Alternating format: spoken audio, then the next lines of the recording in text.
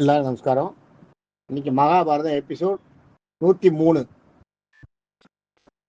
7வது நாள் சண்டை. இந்த 7வது நாள் போர்ல 7வது நாள் காத்தாலேயே அந்த கூடாரம் வச்சிருப்பா இல்லையா, அந்த கூடாரத்துல துரியோதனன் வந்துடுறான். பீஷ்மரோட கூடாரத்துக்கு வந்துட்டு கண்டபடி கத்துறான். பீஷ்மரை இந்த மாதிரி பண்ணிட்டீங்களே, இந்த மாதிரி நீங்க வந்து உங்களை நம்பிதானே நான் என்ன கர்ணனை இது பண்ணேன், அவனை எல்லாம் நான் விட்டேனே, இப்போ நீங்கள் வந்து எனக்கு பண்ணுற மாதிரி தெரியலையே, இவ்வளோ பேர் இவ்வளோ படைகள் நம்ம படைகள்லாம் போகிறது, நீங்கள் மனசு வச்சா அவளையெல்லாம் அழிக்க முடியும், நீங்கள் அதையெல்லாம் பண்ணாமல் அர்ஜுனனை கொல்லாமல் நீங்கள் பாட்டுக்கு பார்த்துட்டு இருக்கீங்க, பல நேரத்தில் அவங்க செய்கிற சண்டைக்கெல்லாம் சந்தோஷப்படுறீங்க, இதெல்லாம் என்ன நியாயம், இது எப்படின்னு அவரை கண்டுபிடிச்சிட்றான். ஆனால் அவர் வந்து அவரோட அந்த இயற்கையான அவருடைய அனுபவம் இருக்கு இல்லையா, அந்த அனுபவத்தை முன்னிட்டு, அவரோட வயது முதிர்ச்சியை முன்னிட்டு, இதெல்லாம் இருக்குது, நம்ம உடைய யாரும் ஜெயிக்க முடியாது, நம்ம உடைய தேவர்களே ஜெயிக்க முடியாது, அந்த மாதிரி நம்ம எவ்வளோ பெரிய இதெல்லாம் வச்சுட்டுருக்கோம், நீ ஏன் அதுக்கெல்லாம் கவலைப்படுற அப்படின்னு சொல்லி அவனை அனுப்புற. அவனை அனுப்பிட்டு அன்னைக்கு கௌரவ சேனையை வந்து என்ன பண்ணுறாரு, மண்டல வியூகம்னு ஒரு வியூகத்தில் அமைக்கிறார். இப்போ சாதாரணமாக ஒரு மண்டல வியூகன்றது என்னன்னா, ஒரு யாரையும் சுற்றி 7 குதிரை வீரர்கள், இந்த குதிரை வீரர்களை சுற்றி 10 காலாட்படை அவா இருப்பா, எல்லாரும் கவசம் போட்டுருப்பா.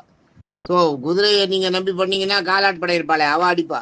இவா எல்லாம் சேர்ந்தது ஒரு படை, இவாளுக்குள்ள வித்தியாசம் கிடையாது, எப்படி வேணாலும் அடிக்கலாம். இவா நீங்க வந்து குதிரையில் இருக்கவனை தேர்ல இருக்கவனை அடிக்க போகும்போது, இந்த குதிரை யானையில் இருக்கவனை நீங்க அடிக்க போனீங்கன்னா அந்த குதிரையில் இருக்கவன் உங்களுக்கு கொள்ளலாம். நடந்து குதிரைக்கு பாதுகாவல இருக்கிறானே அவனும் கொள்ளலாம். அந்த மாதிரி ஒரு வியூகம் அது. அந்த மாதிரி ஒரு வியூகத்தில் அது பண்றா. தர்மர் வந்து இவரோட சேனையை வந்து வஜ்ர வியூகம்னு ஒரு வியூகம், அதாவது அசைக்க முடியாத வஜ்ரமா இரும்பு மாதிரி இருக்கிற ஒரு வியூகத்தை அமைக்கிறேன். இதெல்லாம் கொஞ்ச நேரம் தான் இருக்கு, பல முனைகள்ல அன்னைக்கு யுத்தம் வந்து பல முனைகள்ல இருந்தது. அர்ஜுனர் பீஷ்மரை எதிர்க்க, விராடன் துரோணரை எதிர்க்கிறான், சிகண்டி அஸ்வத்தாமனை எதிர்க்கிறான், துரியோதனன் திருஷ்டத்யும்னனை எதிர்க்கிறான், நகுல சகாதேவர்கள் 2 பேரும் அவரோட மாமா சல்லியன், மாதிரியோட அண்ணா, இந்த சல்லியனையே எதுக்குறா அவ 2 பேரும். அதே மாதிரி இந்த அவந்தி அரசன் ஒருத்தருக்கான், விந்தன் அணுவிந்தன், அவந்தி நாட்டு அரசன், அவ வந்து யுதாமன்யுவை எதுக்குறா. யுதாமன்யுன்றவும் அவளோட அந்த அபிமன்யு மாதிரி அவன் யுதாமன்யுன்றவும் அவன் ஒரு பெரிய போராளி, அவனை எதுக்குறா.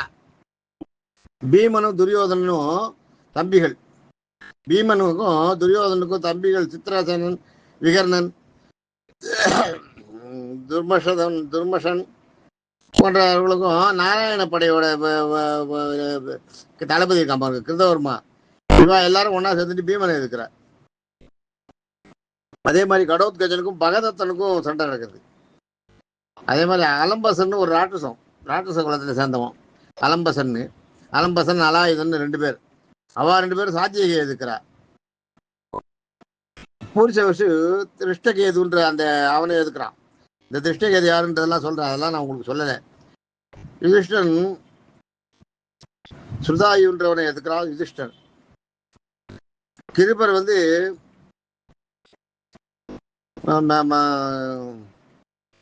சகிதானன் ஒருத்தன், அவனை எதுக்குறான். அவெல்லாம் யாருன்னு சொல்றேன்.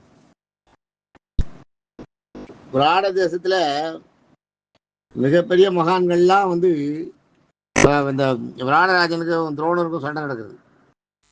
விராட ராஜாவை விராடனோட பிள்ளை இன்னொருத்தன் இருக்கான் சங்கன். முதல்ல வந்து உத்திரன் ஒருத்தன் செத்து போனான், சுதேகன் ஒருத்தன் செத்து போனான். அவன் 2 பேரும் முதல் நாள் சண்டையிலே கொண்டுடுறா கௌரவர்கள். இன்னைக்கு சண்டையில அவளுக்கு வந்து சங்கன் ஒரு பிள்ளை, அந்த பிள்ளையும் கொண்டு விடுறாரு. விராடனோட பிள்ளைய துரோணர் கொண்டு விடுறாரு. அஸ்வத்தாமன் வந்து சிகண்டியோட தேரை அடிக்கிறான். அஸ்வத்தாமனுக்கும் சிகண்டிக்கும் சண்டை நடக்கிறது. சிகண்டியோட தேரை ஓடிச்சு அஸ்வத்தாமனை வந்து உண்டு இல்லைன்னு பண்ணி, அஸ்வத்தாமன் வந்து சிகண்டியை உண்டு இல்லைன்னு பண்ணி துரத்துறான். மிகப்பெரிய போர் நடக்கிறது. சிகண்டியை வந்து சாத்தியகி போர்ல சாத்தியகியோட தேரை கொண்டு அங்க கொண்டு அவனை உள்ள எடுத்து கூட்டு போயிடுறான், தப்பிச்சு கொண்டு போயிடுறான். இல்லைடா சிகண்டி அன்னைக்கு செத்துருப்பான் அஸ்வத்தாமன்கிட்ட. அஸ்வத்தாமன் வந்து சிகண்டியோட தேரை உடைச்சிடுறான், தேர்ப்பானை உடைச்சிடுறான், வில்ல உடைச்சிடுறான், எல்லாத்தையும் உடைச்சு தூக்கி போட்டுறான்.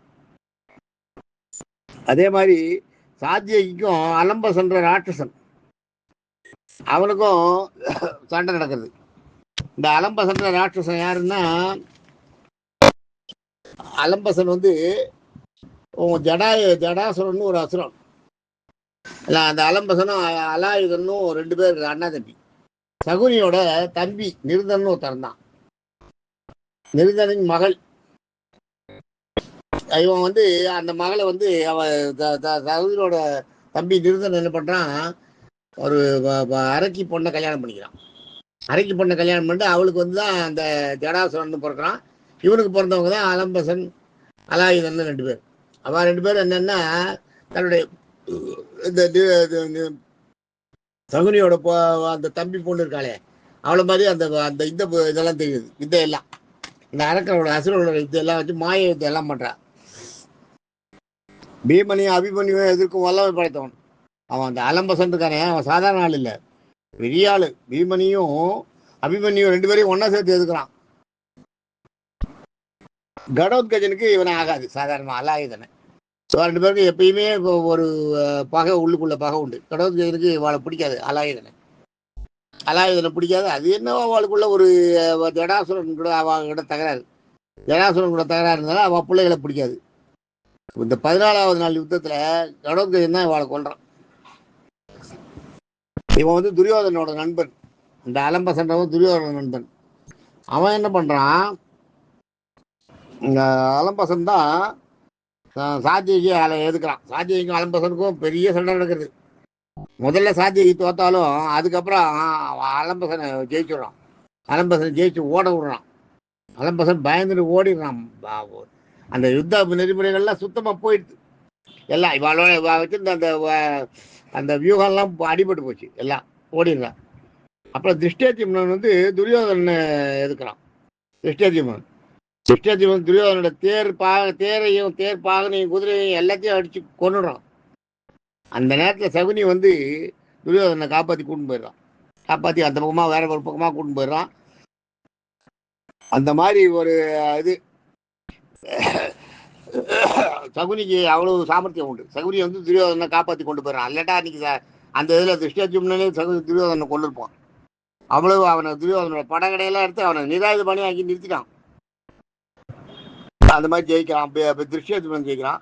பீமனும் கிருதவர்மனை தாக்குறான். கிருதவர்மன் யாருன்னா நாராயணி படையோட பைவம், அதாவது கிருஷ்ணனுடைய துவாரக படையோடைய சேனாதிபதி. அவனுக்கும் சாத்தியகிக்கும் ஆகாது. சாத்தியகி வந்து கிருஷ்ணன் கூட இருக்கிறதுனால அவன் வந்து அவனை அந்த படையில சேர்த்து அவனை படையோட சேர்த்து கௌரவர்கள்ட்ட கொடுத்துறாரு. கிருஷ்ணன் கௌரவர்களுக்காக சண்டை போடுறான். அப்போ கூட அவன் நியாயமா அவனுக்கு வந்து அவன் மனசாட்சிக்கு நியாயமா செய்யறான். கிருதவர்மன் வந்து மனசாட்சிக்கு நியாயமா அவன் கௌரவர்களுக்கு சேர்ந்துக்கன்னா கௌரவர்களுக்கு நல்லது செய்யறான். கௌரவர்களுக்காக சண்டை போடுறான், உண்மையாகவே சண்டை போடுறான், பீமனை எதிர்த்து சண்டை போடுறான். அது மாதிரி திருஷ்டேத்யும்னனுக்கும் துரியோதனுக்கும் சண்டை நடக்குது. பீமனுக்கும் கிருதவர்மனுக்கும் சண்டை நடக்குது. பீமனுக்கு கிருதவர்மனுக்கு சாயம் நடந்ததுன்னா, பீமன் வந்து கிருதவர்மனை காயப்படுத்தி அவன் அப்படியே அவன் நிராதிபணி ஆயிடுறான். கிருதவர்மனை வந்து பீமனோட பவர் ஜாஸ்தி இல்லையா, பீமனை எதிர்க்க முடியாது. பீமனை எதிர்த்து அவன் சண்டை போட்டு அவனையும் சகுனி உஷாரா வந்து உள்ள பூந்து மெதுவா அவனை அவனை காப்பாற்றி விலைக்கு கூட்டிட்டு போயிடறான். யுதாமன்யுன்னு அவந்தி தேசத்து ராஜன். அவன் யுதாமன்யுன்றது அபிமன்யு தான் யுதாமன்யு. இந்த அபிமன்யு என்ன பண்றான், விந்தனையும் அணுவிந்தன்னு அவந்தி நாட்டு அரசர்கள் அவ 2 பேரும் கௌரவ படைக்காக வந்திருக்கா. கௌரவ படைக்காக வந்து சண்டை போடுறான். அவ 2 பேரையும் இந்த இவன் கொல்றான். நம்ம யுதாமன்யும் பீமன் கொல்றான். பீமன் கிருதவர்மா கூட யுதாமன்யுவையும் அவந்தியையும் அரசனையும் விந்தனையும் அபிமன்யு எதிர்க்கிறான். அபிமன்யு எதிர்த்து அவளை கொண்டு விடுறான். அவளை வந்து எதிர்த்து தோக்கடிக்கிறான். யாரையும் கொல்லலை. பகதத்தன் ஒருத்தன். இந்த பகதத்தன் யாருன்னா கடோத்கஜனை தோக்கடிக்கிறான். பகதத்தன் யார் தெரியுமா? பகதத்தன் பெரிய ஆளு. நகுல சகாதேவர்களை நகுல சகாதேவர்கள் சல்லியனை எதுக்குறான்னு சொன்னேன் இல்லையா. பகதத்தன் வந்து யாருன்னா நரகாசுரனோட புள்ள. பகதத்தன் நரகாசுரனோட புள்ள. ஆதிவராக பெருமாளுக்கும் பூமாதேவிக்கும் பிறந்தவன் நரகாசுரன். அந்த நரகாசுரனோட புள்ள பகதத்தன். அவன் வந்து நம்ம அப்பா வந்து நம்ம அப்பாவை கொண்டுட்டார் கிருஷ்ணன்றதுனால கிருஷ்ணன் ஆகாது. அதனால கிருஷ்ணனுக்கு எதிரியான இவன் கூட போய் சேர்ந்துக்கிறான். இந்திரன் இவனோட துரியோதனோட சேர்ந்துட்டு சண்டை போடுறான். அவன் வந்து இந்திரனோட நண்பன் வேற. தேவாசுர போர்ல தேவர்களுக்கும் அசுரர்களுக்கும் நடந்த போர்ல இவன் வந்து இந்திரனுக்கு இந்த சாதகமா அந்த சண்டை போட்டு ஜெயிச்சு கொடுத்தான். அதனால அவன் 2 பேரும் ரொம்ப ஃப்ரெண்ட்ஸு. இவன் ஊர் எதுன்னா அதான் பிராக்ஜோதிஷன்றது. பிராக்ஜோதிஷன்றது வந்து கௌஹத்தி, அதான் அசாம் தான். பிராக்ஜோதிஷம்ன்றது அசாம் தான். அசாம கௌஹத்தியை தலைநகர கொண்டு ஆண்டவன் இவன். நெத்தியில தொங்கி இந்த வயசானவன் பகதத்தன் வந்து வயசானவன், ரொம்ப வயசானவன். நெத்தியில தொங்கி இந்த சடையை துணியால மேல தூக்கி கட்டிட்டு சண்டை போட்டான். அப்ப சண்டையில் அவன் எவ்வளவு பெரிய வில்லாளி, பெரிய வில்லாளி. துரியோதனுக்கு ஆதரவா செயல்படுவான். இவன் வந்து இவனோட யானை பேரு சுப்ரதீகன் பேரு. இந்த பகதத்தனோட யானை பேர் சுப்ரதீகம்னு பேரு. இந்த யானை மேல ஏறிட்டான்னா அவனை ஒருத்தரும் ஒண்ணும் பண்ண முடியாது. இவன் வந்து சக்தி ஆயுதம் இவனுக்கு உண்டு. சக்தி ஆயுதம் வந்து 2 பேர்கிட்ட தான் உண்டு. கர்ணன்கிட்ட உண்டு, இவங்கிட்ட உண்டு. இவங்கிட்ட கிருஷ்ணன் இவன்கிட்ட கூட கிடையாது, அர்ஜுன்கிட்ட கூட கிடையாது. கர்ணன் வச்சிருக்கான் அந்த சக்தி ஆயுதத்தை, இவன் வச்சிருக்கான். இந்த சக்தி ஆயுதத்தை இவன் அர்ஜுனன் மேல விட்டுறான். அர்ஜுன் மேல விட்ட உடனே கிருஷ்ணன் குறுக்க வந்து கிருஷ்ணன் தாங்கிக்கிறான் அந்த சக்தி ஆயுதத்தை. தாங்கினதால அர்ஜுனன் செத்து போச்சான். இல்லாட்டா அர்ஜுனன் அன்னைக்கு செத்துப்பான். அவ்வளவு பெரிய ஆள் பகதத்தன். பகதத்தன்றது சாதாரண ஆள் இல்லை. அது மாதிரி பகதத்தனை வந்து பகதத்தன் யானை மீது ஏறி கடவுத்கஜன் கூட சண்டை போடுறான். பகதத்தன் கடவுத்கஜன் கூட சண்டை போட்டு கடவுத்கஜனை தோக்கடிச்சுடுறான். கடவுத்கஜனை ஓட விடுறான். கடவுத்கஜன் பயந்துட்டு ஓடிடுறான். அதே மாதிரி நகுல சகாதேவர்கள் பார்த்தீங்கன்னா சல்லியன் கூட சண்டை போடுறான். சல்லியன் வந்து அவனுடைய மாமா கூடயே சண்டை போடுறான். மாமா கூட சண்டை போட்டு மாமா வந்து கடைசியில் நகுல சகாதேவனை சல்லியன் தோக்கடிச்சிடுவான். ஏன்னா சல்லியனுக்கு ஒரு சாபம் உண்டு, சல்லியனுக்கு ஒரு வரம் உண்டு. என்னன்னா எதிராளி தன் மீது கோவப்பட்டான்னா அவனோட சக்தியில பாதி சல்லியனுக்கு சேர்ந்துடும். தன் மீது கோவப்படவே கூடாது, கோவப்படாத சண்டை போடணும். அதை கிருஷ்ணன் கடைசியில் சொல்லித்தரார். சல்லியனை கொல்லும் போது கிருஷ்ணன் சொல்லித்தராத. சல்லியன் வந்து கர்ணனுக்கு அப்புறம் அவன் படைத்தளபதி ஆகிறான். படைத்தளபதி ஆகும்போது அப்போ சொல்லித்தரார் கிருஷ்ணன் சல்லியனை எப்படி கொல்லணும்னு. யுதிஷ்டன் என்ன பண்றான், சுருதாயுன்னு ஒருத்தன், அவன் வந்து இவனோட அந்த துரியோதனோட சகோதரன் சுருதாயுன்னு, அவனை தோக்கடிக்கிறார். அவனை அடிச்சு வரட்டார் தர்மர். கிருபர் வந்து சேகிதானன் தோற்கடித்தார். சேகிதானன்றவன் யாருன்னா கிருஷ்ணனுக்கு சொந்தக்காரன், கிருஷ்ணனுடைய சொந்தக்காரன். அவனுக்கு கிருபர் வந்து அவனை தோக்கடிக்கிறார். கிருபர் வந்து சேகிதானனை தோக்கடிச்சு ஓட விடுறாரு. பூரிசவசு இருக்கா இல்லையா, அவன் திருஷ்டகேதுவை தோக்கடிச்சுடுறான். திருஷ்டகேது இப்பதான் சொன்னேன் உங்களுக்கு அவன் எவ்வளவு பெரிய ஆளுன்னு. திருஷ்டகேதுன்றது யாருன்னா, திருஷ்டகேது வந்து சேதி நாட்டு அரசன் சிசுபாலனோட புள்ள. அவன் திருஷ்டகேதுன்றவன் சிசுபாலனோட புள்ள. சிசுபாலனை கிருஷ்ணன் கொண்டதுக்கு முன்னாடி அவன் சிசுபாலன் கிட்ட எவ்வளவோ சொல்லுவான், நீ செய்யறது தப்பு, நியாயம் இல்லை, நீ ஏன் கிருஷ்ணனை எதிர்த்துக்கிற, கிருஷ்ணனை நம்ம சொந்தக்காரா தானே, கிருஷ்ணன் நீங்க எல்லாம் அது மாதிரி பண்ணக்கூடாது, கிருஷ்ணன் இது மாதிரி எதுக்காதுன்னு எவ்வளோ சொல்லுவான் அவன் அப்பா கிட்ட. அவன் கேட்க மாட்டான். சிசுபாலனை கொண்ட உடனே கிருஷ்ணன் என்ன பண்றார், இந்த திருஷ்டகேதுவை வந்து ராஜா வைக்கிறார் அந்த நாட்டுக்கு. சிசுபாலன் இந்த நாட்டுக்கு இவனை ராஜா வைக்கிறார். இந்த மாதிரி இவனுக்கு வந்து அந்த இந்த திருஷ்டகேது சிசுபாலனுக்கு திருஷ்டகேதுன்னு ஒருத்த ரேணுமதினு ஒரு பொண்ணு, திருஷ்டகேதுன்னு ஒரு பிள்ளை, ரேணுமதினு ஒரு பொண்ணு. இந்த ரேணுமதியை தான் நகுலன் கல்யாணம் பண்ணிக்கிறான். நகுலன் கல்யாணம் பண்ணிக்கிறது ரேணுமதியை தான், இந்த சிசுபாலனோட பொண்ணை தான். சிசுபாலனோட புள்ள திருஷ்டகேது நாட்டை ஆள்றான். இப்ப நகுலன் வந்து மாப்பிள்ளை ஆயிடுறான்னா, அதனால இந்த திருஷ்டகேது வந்து பாண்டவர்களுக்காக சண்டை போடுறான். இப்போ குருட்சேத்திர போர்ல ஒரு அக்ரோணி சேனையை கொண்டு கொடுத்தவன் இவாளுக்கு. அவன் ஒரு அக்ரோணி சேனையோட வந்தவன், ஒரு அக்ரோணி சேனைக்கு தலைமை வாங்கினவன். மகாபாரத போர்ல இவர் கடைசியில வந்து துரோணரால கொல்லப்படுறான். துரோணர் தான் கொல்றாரு. 13வது நாளோ 14வது நாளோ துரோணர் கொண்டுடுறாரு இவனை. அந்த மாதிரி பகதத்தன் வந்து திருஷ்டகேது வந்து சாதாரண ஆள் இல்லை. திருஷ்டகேதுவை கொண்டார். திருஷ்டகேது வந்து நகுல சகாதேவர்கள் இவனை சல்லியனை இது பண்றா. கிருபர் வந்து சேகிதாரனை தோக்கடிக்கிறார். பூரிசவசு திருஷ்டகேது தோக்கடிக்கிறான் இல்லையா. அபிமன்யு துரியோதனோட தம்பிகள் 3 பேரை காலி பண்ணிடுறான். துரியோதனோட தம்பி 3 பேரை அபிமன்யு கொண்டுடுறான். பீஷ்மர் அபிமன்யு தாக்கத்துக்கு வர்றாரு. அதை அர்ஜுனன் தடுக்கிறான். அர்ஜுனன் தடுத்தான். அந்த நேரத்தில் சூரியன் வந்து அஸ்தமிக்க ஆரம்பிக்கிறது. போற நிறுத்திடா போறன்ற மாதிரி ஆயிடுச்சு. நிறுத்திடா போற எல்லாரும் காய்களுக்கு மருந்து போட்டு அன்னைக்கு ஒரு நாள் வந்து எல்லாம் அந்த இதுல அதையும் வச்சுக்கா பாருங்க. 7 நாள் சண்டை போட்டான்னொடனே அன்னைக்கு ஒரு நாள் எல்லா களியாட்டங்களோடயும் இருக்கலாம். அன்னைக்கு ஒரு நாள் படை வீரர்கள்லாம் சந்தோஷமா இருக்கலாம். அவரோட இணையோட சேரலாம், மனைவியோட சேரலாம், மது அருந்தலாம், எல்லாமே பண்ணலாம். எல்லா வசதியும் கொடுக்குறா. எல்லாரும் மது பானத்தை குடிச்சிட்டு போதையில் இருக்கா.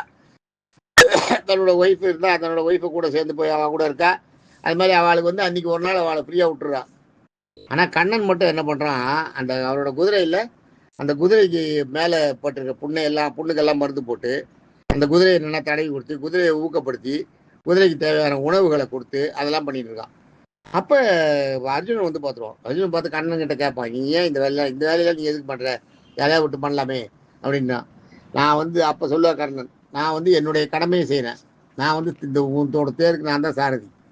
ஆக இந்த குதிரைகளுக்கு நான் தான் காப்பாளர். இதை நான் தான் காப்பாற்றணும். அந்த வேலையை தான் நான் செய்யணும்னு சொன்னார். அதாவது தன் கடமையை தான் எடுத்து இந்த கடமையை கரெக்டாக செய்யணும், சரிவரை செய்யணுன்றத இவனுக்கு உணர்த்துறார் அர்ஜுனனுக்கு. ஆக இந்த மாதிரி 7வது நாள் சண்டை முடியறது.